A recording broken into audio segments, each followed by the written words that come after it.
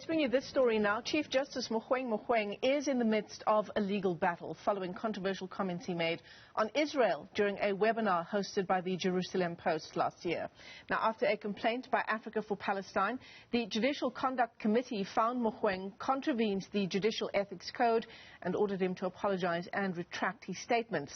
Instead of an apology, the Chief Justice is appealing the decision. Now, it's not yet clear on what grounds, but he may argue his right to religious conviction or freedom of speech.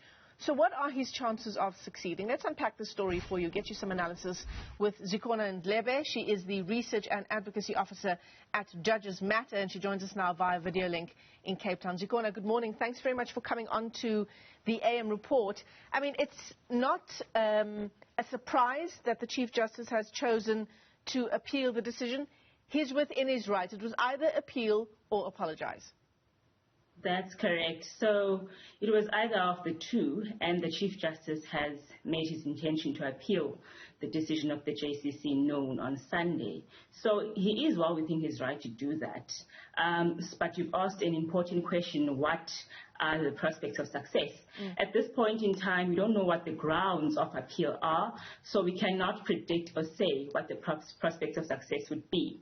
So the appeal will be dealt with again by the JCC without Judge Mogoeng, who made the decision to have the Chief Justice retract the comments that he made and apologize for them. Yeah. So three things can happen.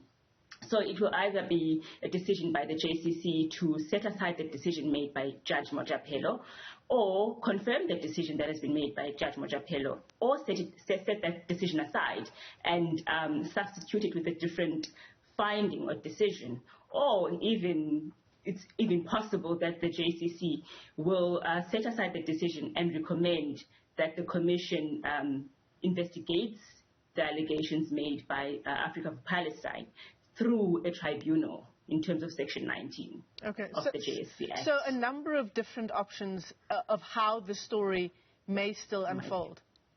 Yes. So it's those three options. And at this point, we cannot tell what option, which decision is going to be made by the JCC when this matter is being brought on appeal, because the Chief Justice has not set out the grounds for his appeal. He's just stated that he will be appealing that decision. So how does the appeal go ahead? Because do we once again hear from the aggrieved parties, those who launched the complaint, who lodged the complaint in the first place? So it's going to be heard by the JCC still, without Judge Mogoeng, who made the initial decision. So it has to be at least 3 judges who sit in the JCC that are hearing the appeal. And the Chief Justice will have to depose to an affidavit advising the basis of the appeal. So he'll have to look at the decision made by Judge Mogoeng and decide what are his bases for appealing that decision. And Africa for Palestine has also stated their intention to oppose the appeal by the Chief Justice. So Africa for Palestine will also have to set out their grounds for opposing the appeal by the Chief Justice. So we are hoping that this will be dealt with as soon as possible. But given the fact that the Chief Justice has not made any submissions or produced any affidavits advising the basis of his appeal, we are not sure when it will be dealt with. But the JCC will have to set a meeting to deal with the appeal, and hopefully that will be sooner rather than later. Now, in terms of what Judges Matter thinks of the decision by the JCC, because even though there are certain issues that one could perhaps argue around right to religious freedom, right to freedom of speech, the issue around a judge involving himself in a political controversy, on the face of it, that issue still stands. Definitely. But most people have looked at this issue without actually reading the decision and without actually reading the complaint brought by Africa for Palestine. So the complaint is that the Chief Justice on the 23rd of June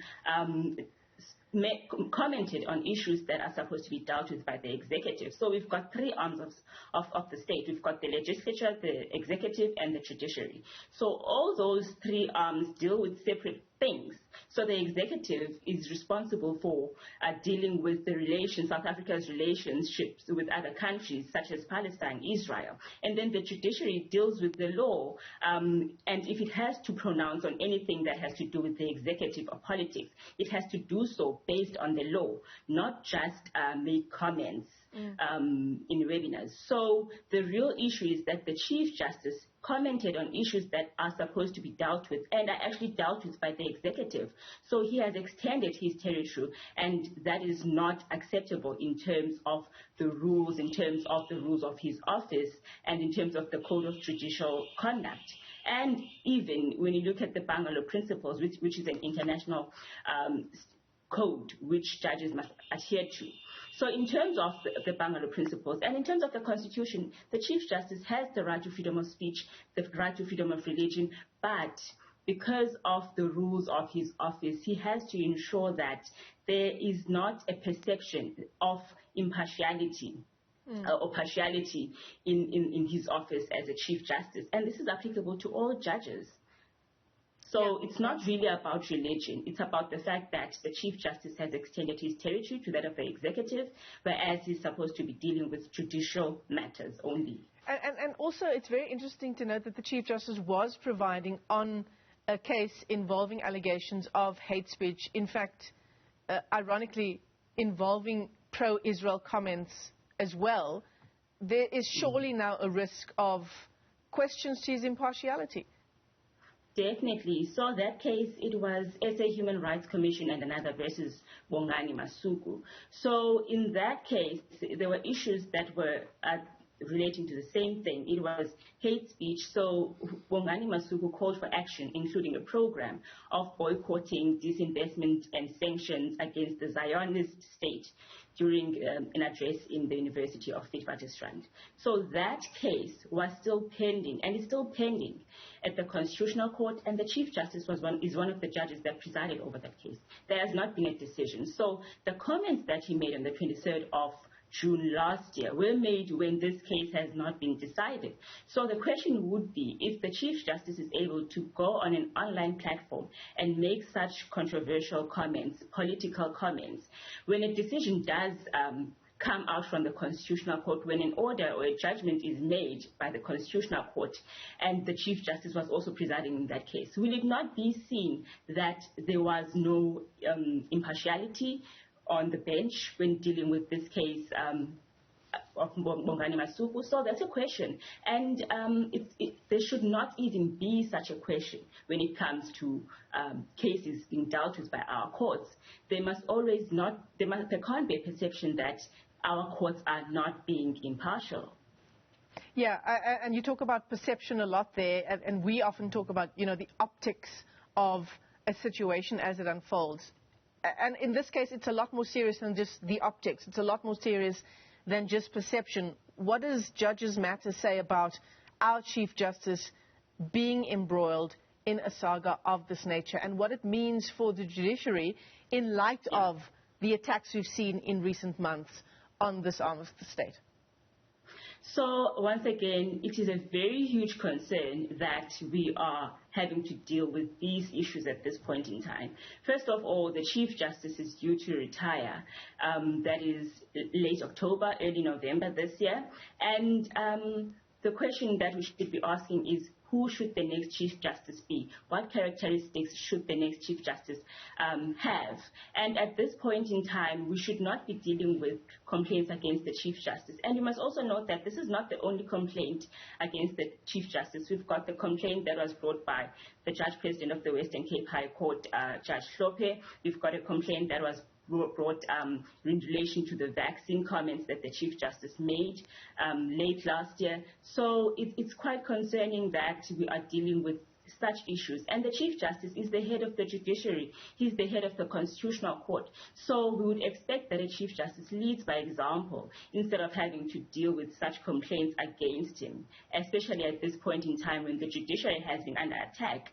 Well, its integrity has been under attack in relation to comments on issues about bribery within the judiciary, which have not been proven. So it's quite a huge concern. And then the JSC is also dealing with a lot of complaints.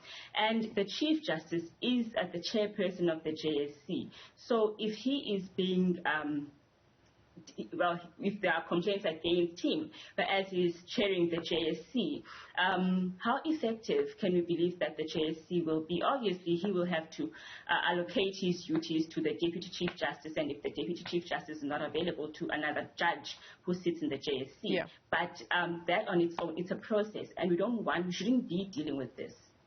Yeah, very worrying indeed. Zikhona Ndlebe, thanks very much for your analysis this morning. Chief Justice Mogoeng Mogoeng, in the midst of that legal battle on the comments he made on Israel during that webinar last year. The JCC found him to have contravened the Judicial Ethics Code,